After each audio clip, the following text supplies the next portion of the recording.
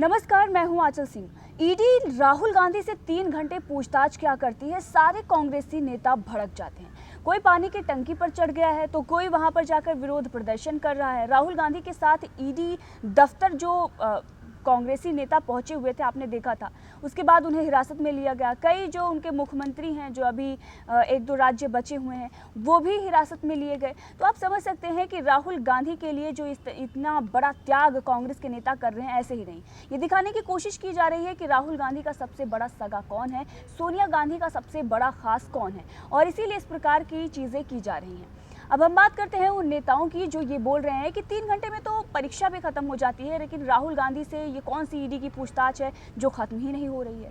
3 घंटे से ज़्यादा उनसे कैसे पूछताछ हो सकती है। अब ये सवाल इसलिए उठाए जा रहे हैं क्योंकि राहुल गांधी को खुश करना है।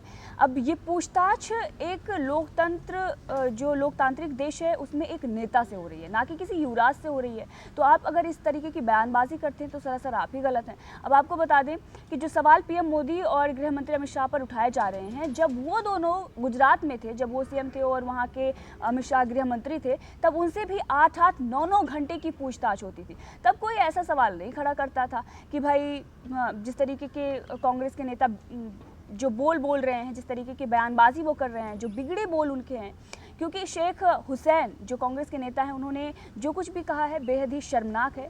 प्रधानमंत्री नरेंद्र मोदी, आप समझ सकते हैं कि 130 करोड़ की जो जनता है जिन्होंने उनको पीएम बनाया है, उनके बारे में कुत्ते की मौत मरेंगे, इस तरह की बयानबाजी करना बेहद ही शर्मनाक है। कांग्रेस के जो नेता हैं वो आप देखिए कि संयम खो बैठे हैं। राहुल गांधी से पूछताछ क्या हो गई, सारे जो कांग्रेसी नेता हैं बयानबाजी कर रहे हैं, उटपटांग बयान दे रहे हैं। तो ये सारी चीज़ें देखनी चाहिए कि और भी देश में मुद्दे हैं, उन पर इन्हें विरोध प्रदर्शन करना चाहिए, उन मुद्दों को उठाना चाहिए।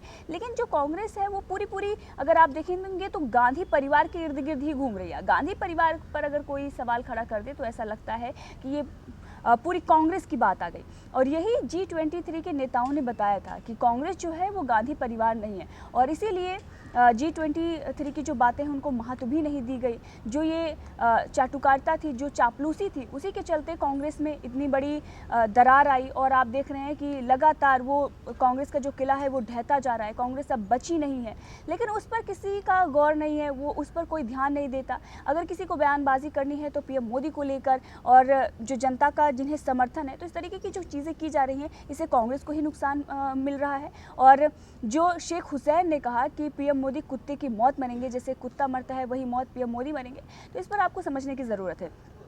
आखिर इन नेताओं का विवेक कहाँ मर गया है, क्यों इस प्रकार की बयानबाजी कर रहे हैं। दरअसल सिर्फ और सिर्फ सोनिया गांधी को खुश करने के लिए, राहुल गांधी को खुश करने के लिए इस प्रकार की बयानबाजी की जा रही है। लेकिन एक लोकतांत्रिक देश में ऐसी जो बयानबाजी है वो बिल्कुल भी मायने नहीं रखती, और जो जनता है वो सब कुछ देख रही है। अगर आपसे 3 घंटे की पूछताछ हो रही है, अगर आपने कुछ गलत नहीं किया है तो आपको उन सवालों का जवाब देना चाहिए। और साथ ही जो नेता पानी की टंकी पर चढ़कर और सवाल खड़े कर रहे हैं, इनको बाकी मुद्दों को उठाना चाहिए ताकि कांग्रेस उठ सके। लेकिन उनका जो विवेक है वही गिर गया है, वही मर गया है, तो फिर कहाँ से बाकी मुद्दे वो उठा पाएंगे। और जो कुछ भी राहुल गांधी के लिए कर रहे हैं वो कहीं ना कहीं कांग्रेस को और भी पतन में लेता जा रहा है। बहरहाल इस पर आपका क्या कहना है, कमेंट करके ज़रूर बताएं। जिस तरीके से शेख हुसैन ने पीएम मोदी को लेकर बयानबाजी की है, बेहद ही शर्मनाक है।